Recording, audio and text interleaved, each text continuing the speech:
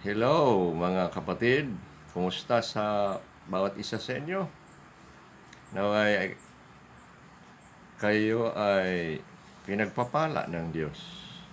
Tayo ay pagpapalain na naman ng Diyos sa isang pagkakataon ng isa na namang banal na palatuntunan ang pangangaral ng salita ng Diyos sa Sabbath na ito. Sa nakalipas na mga araw, tayo po'y dinalaw ng medyo karamdaman. Nanghihina ako sa mga ilang araw at nahina din kumain kaya medyo pumayat ng kaunti. Bunga ng katandaan at saka nagkaroon ako ng infection sa katawan at hanggang ngayon meron pang konti. Purihin ng Diyos dahil gumagaling naman. At narito pa rin tayo patuloy sa gawain ng Diyos. Lalo na sa pangangaral ng kanyang salita. At sa pagpapatuloy natin, tayo muna ay dadako sa isang panalangin. Banal na Diyos, aming Ama at Panginoon, kami ay lumalapit sa inyo panghingin ang inyong pagbasbas at pagsama sa amin sa gawain ng pangangaral na ito. Dalangin namin na ang inyong kapangyarihan sa pamamagitan ng Espiritu ay naway aming madama at sasama sa amin bawat isa sa pagtuturo, sa pakikinig, sa pag-unawa, lalo na sa inyong layunin sa amin na isagawa namin ang mga bagay ng inyong mga kalooban. Salamat sa biyaya ng inyong salita. Samahan niyo kami sa pangalan ni Kristo Jesus. Amen. Mga kapatid, narito na naman tayo sa isa na namang serya ng pag-aaral. Natapos natin ang mahabang subject ng panalangin. At ang Diyos ay nagbigay sa atin ng tungkulin, no? Na tayo ay inaasahan ng Diyos sa pag-aaral na natapos na tayo ay mas lalong manalangin, lalong magkaroon tayo ng puso na ang ating pagnanasa ay lalong tataas sa mga bagay ukol sa panalangin. At the Lord has corrected some of our issues na siguro mali sa panalangin at itinutuwid tayo sa ating mga pagkukulang, dinadagdagan tayo ng karunungan mula sa kanyang salita. Ngayon na naman, pag-aralan natin itong pag-iisip ng tao. Ang isip mo at ang isip ko, tayong lahat ay may isip. Kaya ang mga kaugalian at gawain ng tao ay bunga ng kanyang pag-iisip. At gumagalaw at gumagawa ang tao ayon sa kanyang pag-iisip.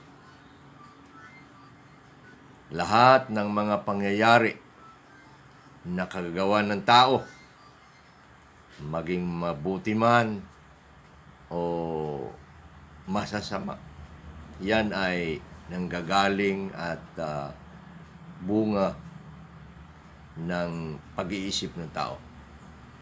At ang Biblia at ang salita ng Diyos ay naghahayag at nagtuturo sa atin ng dalawang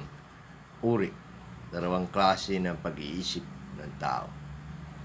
Kilalanin natin ang ating sarili sa pamamagitan ng mensaheng ito kung anong klaseng o uri ng pag-iisip ang naroon sa atin. Una, ang tinatawag na makasalanang pag-iisip. Ang makasalanang pag-iisip, the sinful mind. Ano ba ang sinasabi ng Biblia tungkol sa makasalanang pag-iisip. Ano-ano ang mga katangian ng pag-iisip na ito? Siyempre, ang pag-iisip na ito ay pag-iisip ng hindi kumilala, hindi sumampalataya, hindi nagsisisi ng kanilang kasalanan. Kaya makasalanang pag-iisip. Una, ang makasalanang pag-iisip ay makalaman na pag-iisip. Yan ang pag-iisip ng hindi isinilang na muli. Hindi Kristiyano. Hindi nakakilala kay Kristo. Hindi pa sumampalataya. Hindi nagsisisi. At maliwanag na sinasabi sa Roma 8, 5 hanggang 8. Sa mga talatang ito, tinuturo na nauna na ang makasalanang pag-iisip ay nakatuon sa laman. Makalaman nga nakatuon sa laman. Ibig sabihin, ang lakad, galaw ng pag-iisip ng tao na may makalaman na pag-iisip ay nakatuon sa laman. Laman naman tayo, di ba? Ngunit ang Kristiyano ay maka-espiritu. Yung taong hindi Kristiyano, makalaman lamang. Yung mga bagay na ukol sa laman. Kung ang ibig sabihin ng laman sa Biblia ay mga bagay na natural. Di naman lahat masama ang sinatawag na laman. Ngunit ang ibig sabihin ng laman sa espiritual na pamamaraan ay ang mundo ng mga bagay na hindi kumikilala sa Diyos. Mga bagay na kalaban sa Diyos. Laman. Kaya si Pablo nagsasabi na ang pamumuhay ayon sa laman ay sinasabi na pag-iisip ayon sa laman ay kamatayan.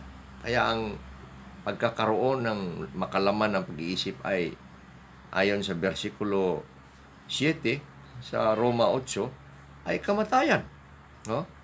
Ito ay humahantong sa kamatayan. Walang buhay ng Diyos at hindi nakakaranas ng pagsilang na muli. Laman. Ito ay nakikipag-away sa Diyos. Sinasabi ng 7 na ang makalaman ng pag-iisip, makasalanang pag-iisip ay kalaban, nakikipaglaban, nakikipag-away sa Diyos. Ibig sabihin, ang mga kalooban ng Diyos, ang mga itinuturo ng Diyos, ang mga bagay na dapat alamin, susundin tungkol sa kalooban ng Diyos ay ayaw ng tinatawag na makasalanang pag-iisip, makalaman na pag-iisip. Ito naman ay hindi lang na hindi nagpapasakop at nakikipag-away, hindi maaring magpapasakop. Hindi nagpapasakop, nakikipag-away siya, hindi nagpapasakop, at hindi maaring magpapasakop. Yan ang isip na ito. Kaya delikado ang makalaman na pag-iisip. Nakikipag-away sa Diyos, hindi nagpapasakop sa batas ng Diyos, at hindi rin maari na magpasakop sa batas, kalooban ng Diyos, sapagkat ang pag-iisip na ito ay pag-iisip ng kamatayan kontra kikipag-away sa Diyos. Ang makasalanang pag-iisip o makalaman na pag-iisip ay mahalay, malaswang pag-iisip. Itong makasalanang pag-iisip na una nating sinabi. Pangalawa, sabi ng Biblia, mahalay at malaswa ang ginamit sa King James Version nito ay malalim na salita, itong sinasabing reprobate mind. Mahirap ito sa Tagalog, ngunit ang sinabi ng Biblia, ito daw ay malaswa at mahalay. Bakit? Ano ba ang sinabi ng Roma Kapitulo 1 tungkol sa pag-iisip na makasalanan na tinatawag na malaswa at mahalay? Sa 28 ng Kapitulo 1 ng Roma, ito ang sabi, palibhas ay hindi nila minabuting panatilihin ang Diyos sa kanilang kaalaman, ay ipinaubaya sila sa malaswang pag-iisip. Ipinaubaya sila ng Diyos sa malaswang pag-iisip. Bakit daw? Upang gawin nila yaong mga bagay na hindi nararapat. Ang malaswa at ang tinatawag na mahalay na pag-iisip ay gumagawa sa mga bagay na hindi nararapat. Ano yung mga bagay na yan? Sa 29, palibhasay na nga puno sila ng lahat ng kalikuan. Lahat ng kalikuan. Ano pa? Sila'y nakikiapid o pakikiapid. Kasamaan, wickedness, kasakiman, ano pa? Masamang hangarin, puno ng inggit, pagpatay ng tao, sama yan, pakikipag-away, pandaraya, masamang asal, mga mapagbulong, yan ang sabi, mga mapanirang puri, mga nangapupuot sa Diyos, mga palalo, mga hambog, mga mayayabang, mga mapagkatha ng mga masasamang bagay, mga siwail sa mga magulang, tignan nyo, mga walang pagkaunawa, ay grabe, mga sumisira sa kasunduan, mga walang likas na pagmamahal, mga hindi mapayapa, mga walang awa. Ang daming sinabi, mga kapatid, sa tinatawag na masamang isip na mahalay. No? Ang makasalanang pag-iisip ay mahalay at malaswang pag-iisip. Ito ang ibig sabihin. Pinaubaya ng Diyos ang tao sa kasamaan. Kung tingnan mo itong Roma,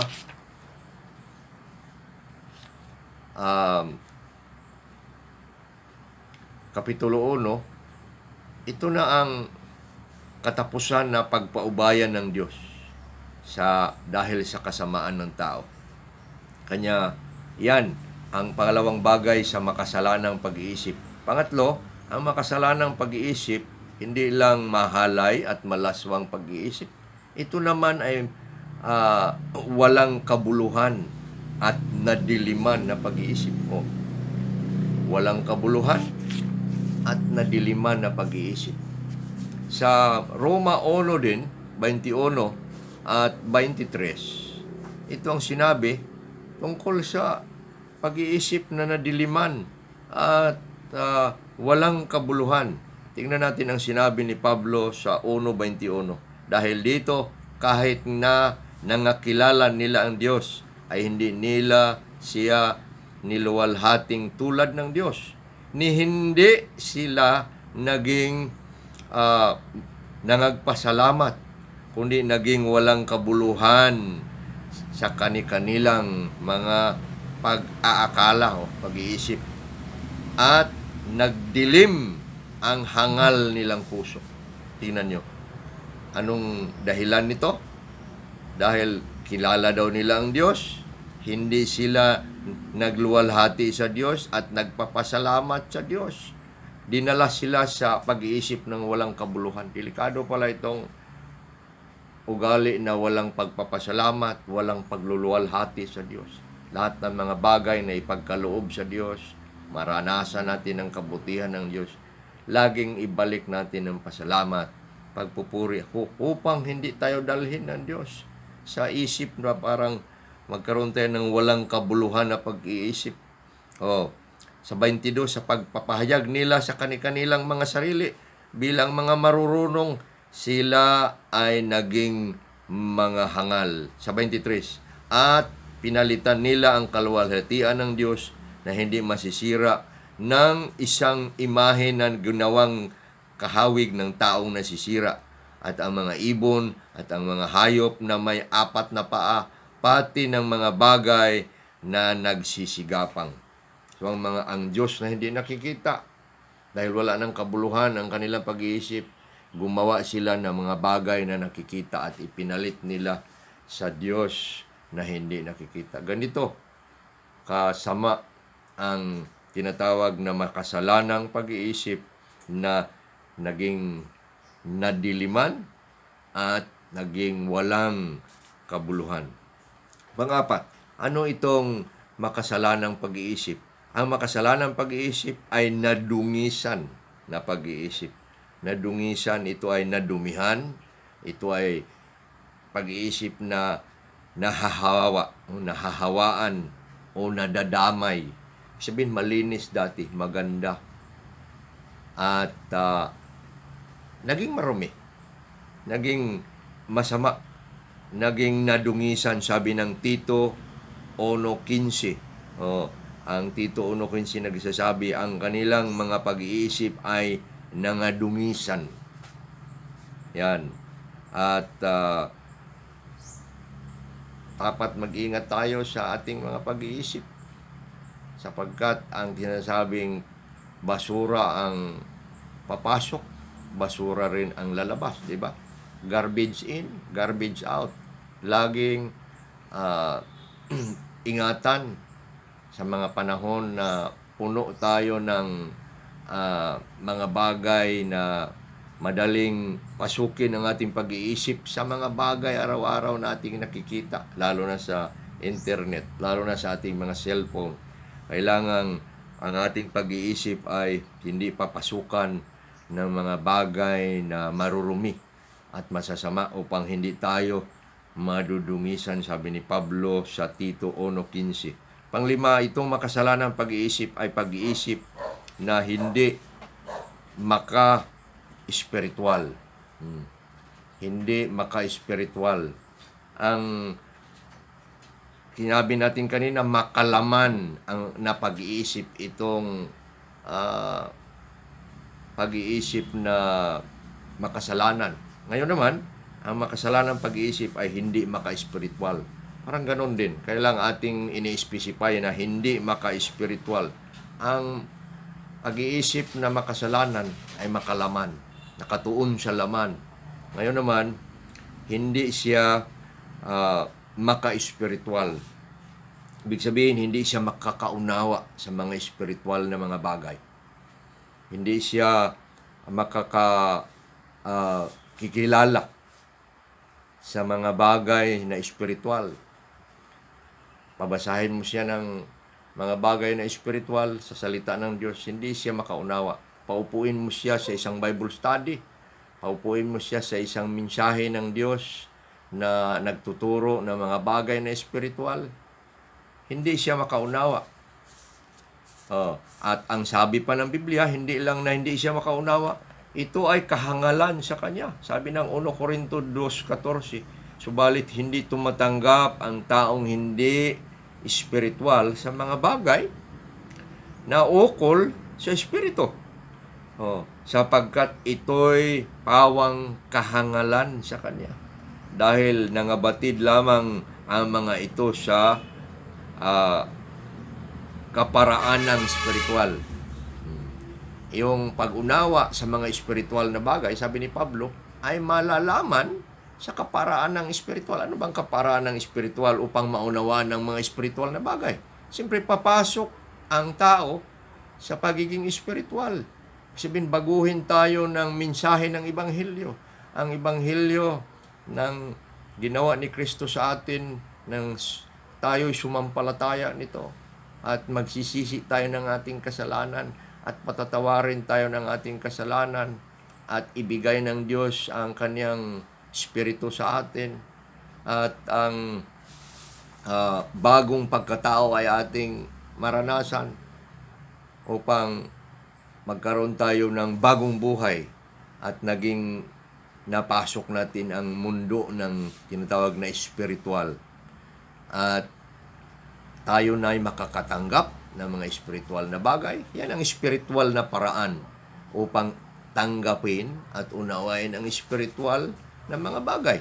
At ang taong hindi pumasok sa mga espiritual na bagay, hindi siya makakaunawa ng mga ito.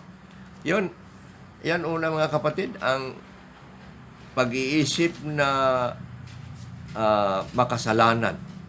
Unang tinatawag na pag-iisip. Pangalawa, matapos ang makasalanang pag-iisip na sinasabi ng Biblia na makalaman, ito ay mahalay at malaswa, ito ay makasalanang pag-iisip na walang kabuluhan, na diliman na pag-iisip, ito ay pag-iisip na dadungisan, ito ay pag-iisip na hindi maka-spiritual, hindi tumatanggap sa mga bagay na spiritual at hindi sumusunod nito.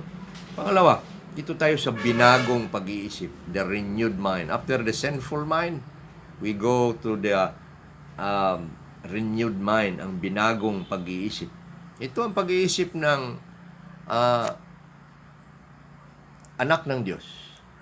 Ito ang pag-iisip ng Kristiyano na ang tao na kumilala kay Kristo sa pamamagitan ng Ebanghelyo, sa pamamagitan ng pagsampalataya kay Kristo at pagsisisi ng kanyang kasalanan, tayo ay nagkaroon ng bagong pag-iisip. Ano ang binagong pag-iisip? What is this renewed mind? Ano ang mga katangian ng isang nagkakaroon ng binagong pag-iisip? Una, ang binagong pag-iisip ay bunga ng biyaya ng pagsisisi.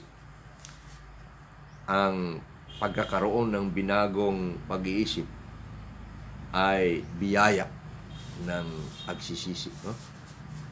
Ang pagkakaroon ng binagong pag-iisip, ulitin natin, ay bunga ng biyaya ng pagsisisi. So, pag-iisip na binago dahilan sa pagsisisi. Sapagkat mismo ang pagsisisi ay pagbabago ng isip. Kung ang bawat isa sa atin, kung ang tao, sabi ng Biblia, ay magsisisi, ibig sabihin, anong mangyayari niyan? Kilalanin mo ang iyong kasalanan, magpakumbaba ka, kilalanin mo ang kasalanan mo, ipahayag mo ang iyong kasalanan upang ikaw ay patawarin. Di ba? Nagbabago ka ng isip. Binago mo ang iyong pag-iisip sa kasalanan, na ang kasalanan ay masama, na ang kasalanan ay nakakasira. Kaya binago mo ang pag-iisip mo sa pagsabing, ako'y tatanggap ng mga ito, na masama ito, na tatalikuran ko ito, na ipahayag ko ito sa harapan ng Diyos. Ganon. Hihingi tayo ng tawad sa Diyos. Itong sa Lucas 15, 18, ay sinabi ng Biblia tungkol sa pagkakaroon ng bagong binagong pag-iisip mula sa kasalanan. Naalala natin itong alibughang anak, itong lalaki na iniwan ang kaniyang kapatid at ama at kinuha niya ang kaniyang kabahagi ng kaniyang ari-arian at pumunta sa malayong lugar upang gamitin niya ang mga ito sa kalayawan. Ngunit isang araw ay naubos at sa lahat ng kaniyang kasalanan at sa pagkaubos ng kanyang kayamanan ay kinilalan niya ang mga ginawa niya dahil walang-wala na siya at kumakain na lang siya ng mga hindi na pagkain. At ito ang pagbabago ng kanyang isip. Sa Lucas 15, sinabi niya, 18 hanggang 19, titindig ako at babalik ako sa aking ama. At sasabihin ko sa kanya, Ama, nagkasala ako laban sa langit at sa iyo. Hindi na ako karapat-dapat pang tawagin mong anak. Ituring mo na lang akong isang upahan mong alila. Tingnan mo ang tao na nagpunta sa ah, kasamaan at iniwanan ang kabutihan at binago niya ang kanyang pag-iisip sa pamamagitan ng pagsisisi. Kaya ang binagong pag-iisip ay mismo pagsisisi, bunga ng biyaya ng pagsisisi. Pupuri tayo sa Diyos dahil ang pagsisisi mismo rin ay biyaya. Hindi natin ito maaring magawa hanggang udyukan tayo ng Espiritu ng Diyos upang tayo magsisi. Kanya dalangin natin na sa mga bagay na tayo nagpatuloy sa kasalanan, na ang Diyos ay sa kaniyang kapangyarihan ay udyukan tayo upang magkaroon tayo ng pagbabago ng isip, upang kilalanin natin ang ating mga kasalanan, tanggapin natin ito, babalik tayo sa Diyos, ihayag natin ang ating mga kasalanan sa pamamagitan ng confession, no? Pagsasabi, paghahayag nito, at hihingi tayo ng tawad, at ialay natin ang ating mga sarili. Pangalawa, ang binagong pag-iisip ay susi ng pagkakaroon ng bagong pagkatao. Matapos ang tao baguhin ang kanyang pag-iisip sa pagsisisi, ay magkaroon ito ng bago ng pag-iisip. At ang bagong pag-iisip ay magdala sa atin sa bagong pagkatao. Kaya susi ng bagong pag-iisip ay ang bunga pala ng bagong pagkatao, itong binagong pag-iisip. Kailangan muna tayo ng bagong pag-iisip sa pagsisisi upang papunta tayo sa bagong pagkatao. Hindi tayo maaaring baguhin. Hindi tayo maaaring maging tinatawag na bagong tao hanggang hindi tayo pupunta sa pagbabago ng isip na tinatawag na pagsisisi. Kaya ang pagsisisi o ang pagbabago ng pag-iisip ay susi, kaparaanan upang tayo'y baguhin ng Diyos, magkaroon tayo ng bagong pagkatao.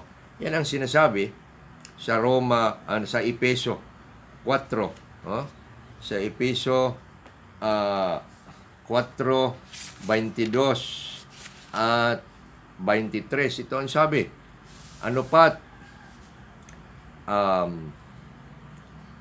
sa 23, at mangagbabago kayo sa espiritu ng inyong pag-iisip.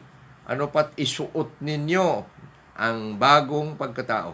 Noong nagkaroon ng bagong espiritu ng pag-iisip, tinatawag na magbabago ng espiritu ng pag-iisip, diwa ng pag-iisip, galaw ng pag-iisip, laman ng pag-iisip, takbo ng pag-iisip. Baguhin daw ang espiritu ng pag-iisip. Isuot ninyo ang bagong pagkatao, na ito ang nilalang ayon sa Diyos na katwiran at tunay na kabanalan. Ang bagong pagkatao ay parang isusuot sa pamamagitan ng tinatawag na pagbabago ng pag-iisip. Matapos ang bagong pag-iisip, bagong pagkatao. Ang binagong pag-iisip, hindi lang susi ng pagkakaroon ng bagong pagkatao.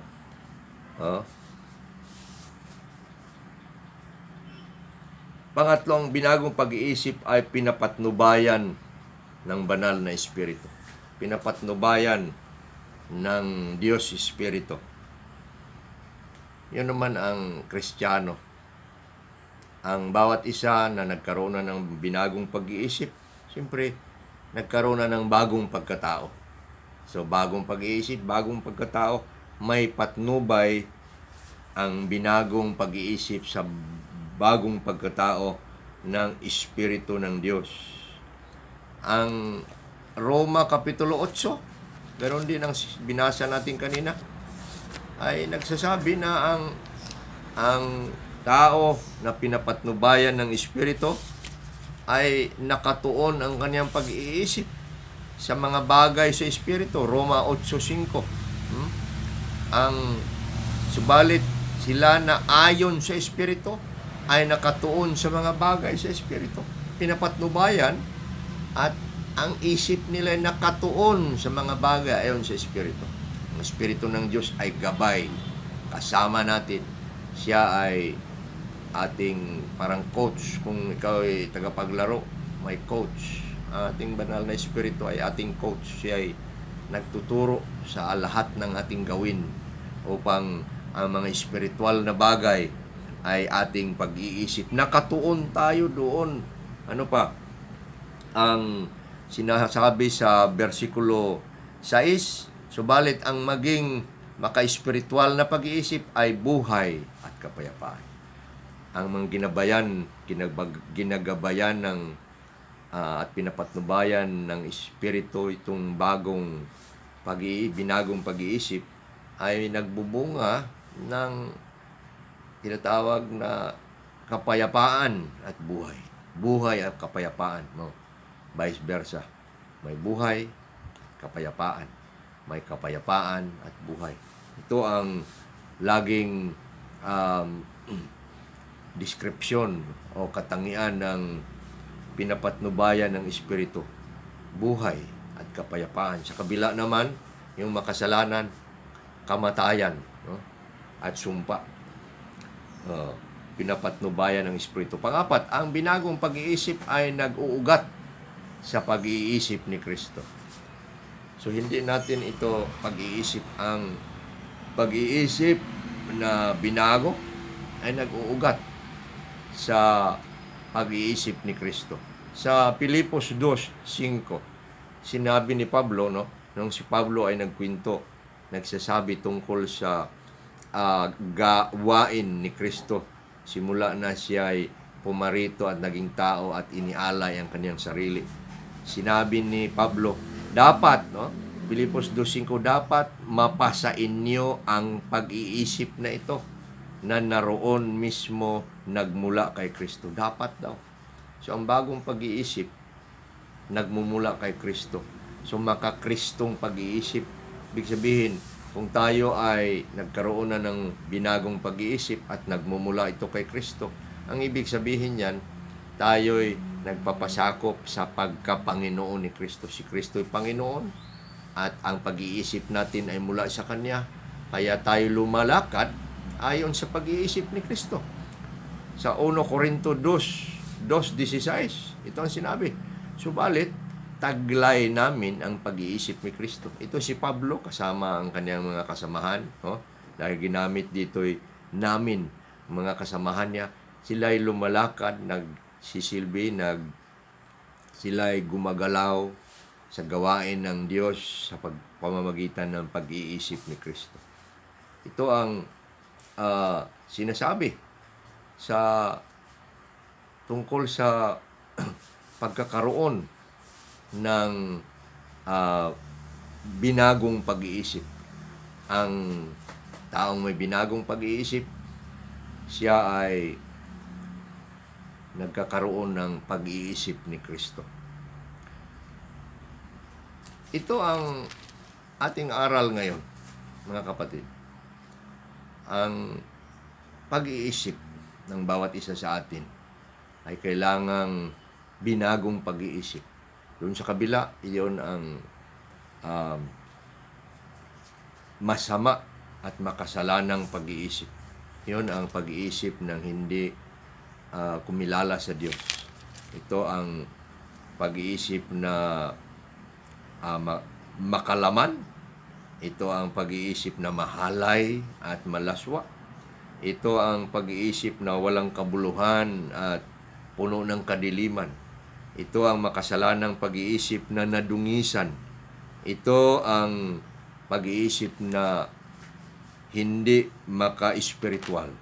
Sa kabila naman, tayong nagsasabing Kristiyano, ito ang dapat nating pag-iisip, ang binagong pag-iisip. Ito ang pag-iisip na bunga ng pagsisisi, bunga ng pagtanggap, pagpakumbaba, at pagsasabi ng ating kasalanan sa Diyos. At bigyan tayo ng bagong pag-iisip at papunta tayo sa bagong pagkatao. At ang bagong pagkatao ay hindi na umaayon sa sanlibutan ayon kay Pablo. At ang bagong pagkatao na binago ng bagong pag-iisip ay kumikilala sa kalooban ng Diyos na mabuti, katanggap-tanggap at sakdal. Ang binagong pag-iisip ay pinapatnubayan ng Espiritu. Ang binagong pag-iisip ay nag-uugat sa pag-iisip ni Kristo. Naway, pinagpapala tayo sa mensaheng ito. Sa sunod nating mensahe, papunta tayo sa laman, no, ng ating pag-iisip. Pag-aralan natin ang sinabi ni Pablo sa libro ng Pilipos kung ano dapat ang laman ng binagong pag-iisip. Naway, pinagpapala tayo sa mensaheng ito at nakita natin kung saan tayo dapat. Kung tayo ay Kristiyano, dapat dito tayo sa binagong pag-iisip. At huwag tayo dapat mga tao na naiiwan sa makasalanang pag-iisip na patuloy na mahalay, nadudungisan, maruming pag-iisip at pag-iisip na hindi magpapasakop sa Diyos. Tayo manalangin. Purihin ka, Ama naming Diyos, sa inyong salita, sa inyong mensahe sa amin. Salamat sa pagtuturo niyo sa amin sa mga bagay tungkol sa aming isip. Dalangin namin na patuloy na baguhin ninyo ang aming pag-iisip. Kung kami naman ay inyong binago sa pamamagitan ng aming pagsisisi at ipinagkaloob niyo sa amin ang bagong pagkatao, patuloy niyong baguhin ang aming pag-iisip. Linisin ninyo ang anumang bagay na marumi at turuan niyo kaming patuloy na magpakumbaba sa inyo at magsisisi at patuloy na kami mamuhay ayon sa binago at malinis na pag-iisip. Dalangin namin ito sa pangalan ni Kristo Jesus. Amen. Salamat mga kapatid. Hanggang sa sunod na mensahe.